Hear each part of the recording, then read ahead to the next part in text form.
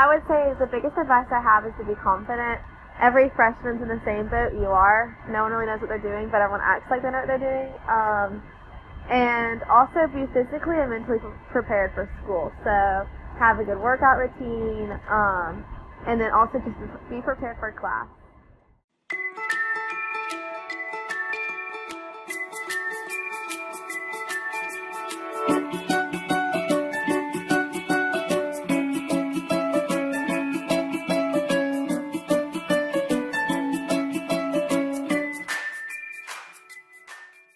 So today I'm going to talk about limiting reagents. A limiting reagent is the smallest reactant number that determines the number of the product created or the substance that is totally consumed by the reaction.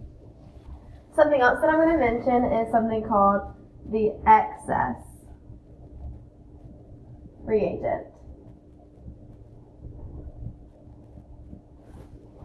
The excess reagent is the reagent in the equation that has a bigger number than necessary compared to the rest of the reactants in the equation.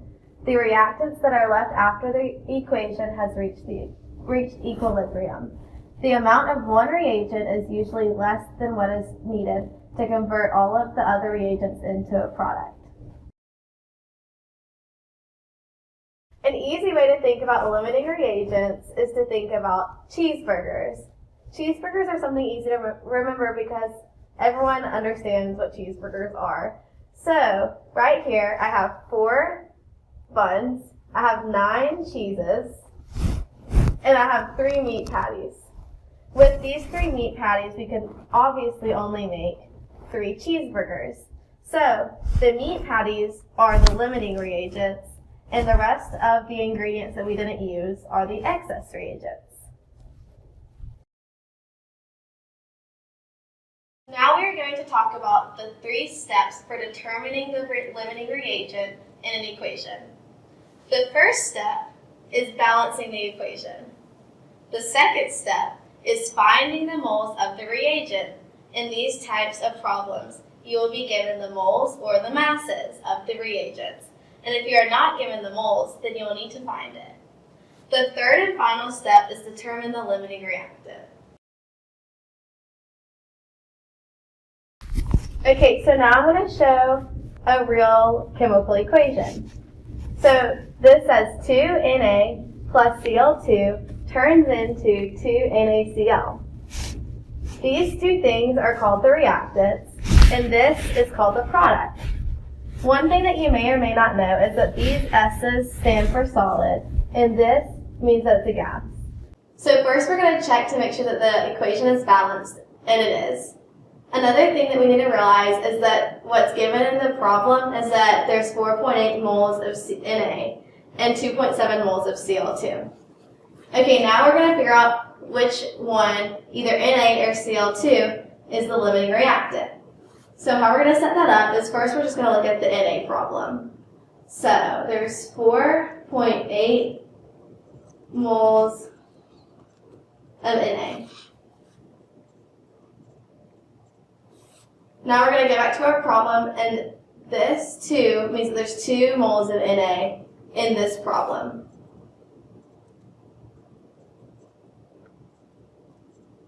But we're really trying to find how many moles are in NaCl.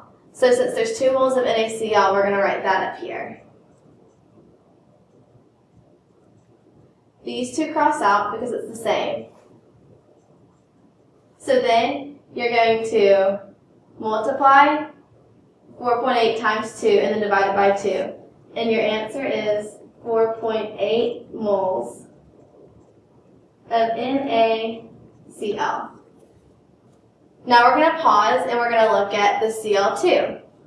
So we're given that there's 2.7 moles of Cl2. And we're going to do the same thing with Cl2. So we're going to go back and look at our regular problem, and there's nothing there. So that means that there's 1 mole of Cl2. Then you're going to look at NaCl, because we're going back to NaCl, and there's 2.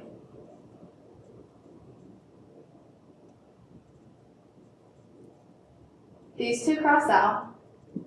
So it's 2.7 times 2 divided by 1, which is 5.4 moles of NaCl. Now we have to figure out which one's the limiting reactant. Remember that the limiting reactant is the one that's smaller. So that means that Na is the limiting reactant.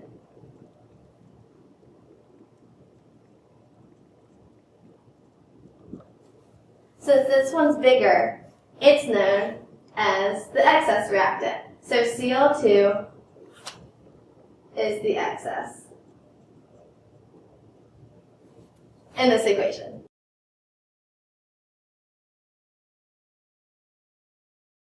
For the second example, it's 2ZnS plus 3O2 that turns into 2ZnO plus 2SO2. Okay, so now the first step, like I said, is we're going to see if it's balanced, which it is, because there's 2 Zns on this side and 2 on this side. There's 6 oxygens, so that would be 2 oxygens here plus 4 is 6. So, and then there's 2 sulfurs and 2 sulfurs here. So it's balanced. Now, one thing that's given in the equation is that there's 306 grams of ZnS,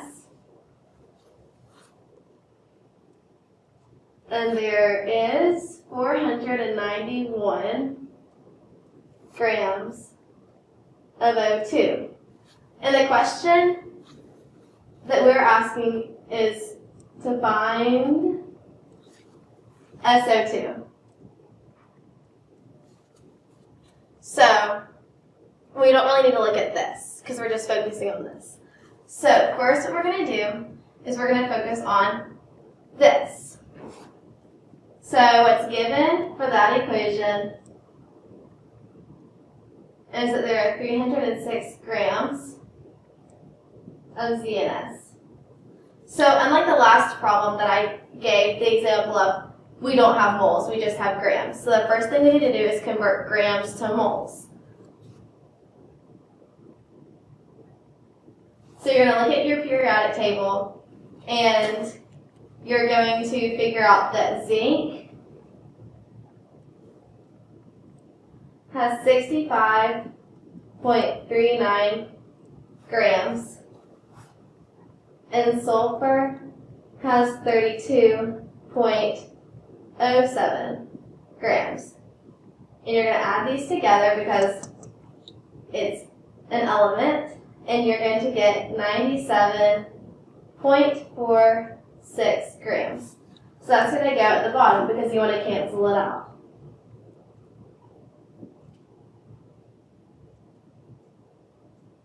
And always write down the elements so you can stay organized. So these are going to cross out. And then you're going to put 1 mole at the top to convert things to moles, because that's what we're ultimately trying to get to. Then, so you have 1 mole of ZnS, so you're going to go up here and look at your original equation, and there's 2 moles at the top. So you're going to write 2 moles of ZnS. Okay, now we have the ZnS gone, and we're trying to get to SO2. So you're going to look at your equation, and there's 2 moles of SO2. And now you're going to do 306 divided by 97.46, and then multiply it by 2, and then divide it by 2, and you get 3.14 moles of SO2. Okay, now that we've figured out the ZnS, we're now going to look at O2. So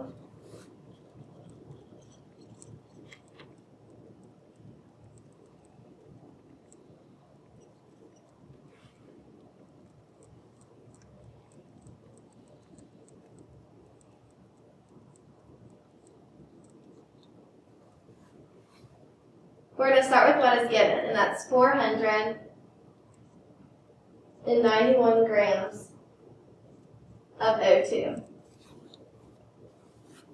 Then we're going to look at the periodic table, and it's 16.00 grams of oxygen. But since there are 2, you're going to have to multiply it by 2, and that gives you 32.00 grams. So that's what you're going to put, just like what we did up here, we're going to put it at the bottom.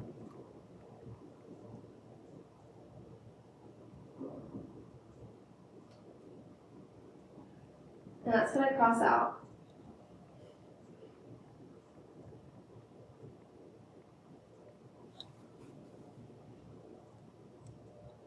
And now that we've crossed out grams and we're now talking about moles, we're going to go back to our original problem, and there's 3 moles of O2. And that's going to cross out. And like we did up here, we're trying to get to SO2. So we're going to do 2 moles of SO2. Okay, now we're going to do the math part of it, so we're going to do 491 divided by 32.00 times 2 divided by 3. And that's going to get us 10.23 moles of SO2. Now, we need to think which one is the limiting and which one is the excess. So like I said before, the limiting is always the smallest. So it's 3.14 or 10.23 smaller. 3.04 is. So this is the limiting reactant. And this, therefore, is the excess.